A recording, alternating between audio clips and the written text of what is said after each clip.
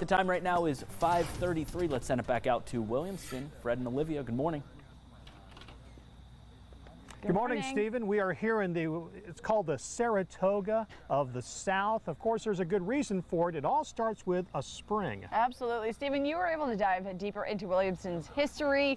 What all can we expect to learn about said spring? Well, that spring brought people to the area when it was founded because of its possible healing qualities. Check it out.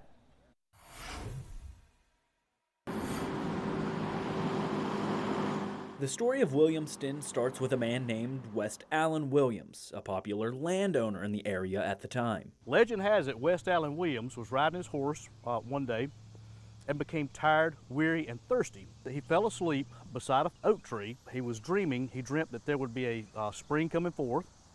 He awoke, and sure enough, there was a spring there at his feet. That spring turns out to be what started Williamston, and one that still sits at Mineral Springs Park. West Allen Williams, being the philanthropic guy that he is, donated this property to public use. The park was founded in 1842, which historians say makes it one of the oldest public parks in the country. Shortly after that, the town was incorporated in 1852. You may wonder, how did a spring attract so many people, especially enough to build a town around it? Rumor got out that there was a spring in Williamston, South Carolina that had medicinal healing qualities.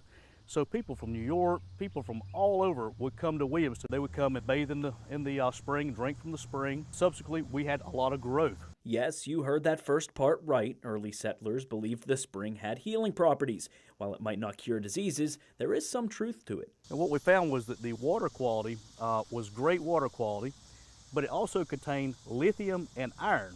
Well, both of those are in moderate amounts are very, very good for the body. After you take your drink at the spring, if you walk through the park, you'll see that Williams was laid to rest in the place he founded. In the 1990s, they were able to locate West Allen Williams' grave and his family members over off of Big Creek Road, and they brought his body here, and they have him placed out in front of Mineral Spring Park directly across from Town Hall. It's a little known location, so that's pretty cool too to have his body here. You know, he had such a great, strong influence and a tie to Williamston. And obviously the family agreed to that, and they all, wanted that to happen. Like Mayor Rocky Burgess said, it sits across from Town Hall, another historic location. Believe it or not, Town Hall actually used to be the home of Lander University. Dr. Samuel Lander founded Williamston Female College right there at Town Hall. The name was changed to Lander University when it was moved to Greenwood. The building was then turned into a high school. Mid-80s, the town purchased it from the school district, and that became the municipal complex. There's still history to be made in Williamston as growth continues to flow into the city. Williamston is still a booming community. It was back then and still is a booming community. We're trying to manage that growth in a prudent way to where it's controlled growth, but positive and good growth.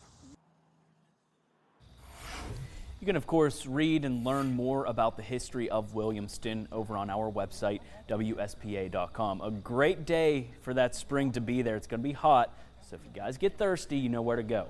You have plenty of iron and lithium. I actually, Stephen, my best friend's parents, they moved to the upstate, chose Williamston, bought a plot of land, built here, and they are like, we're retiring here. We love this. So I'm actually in Williamston a good bit. I love it over here. That's a pretty good endorsement right there. That is very, very good. All right, let's send it back to you, Stephen. You've got today's top stories.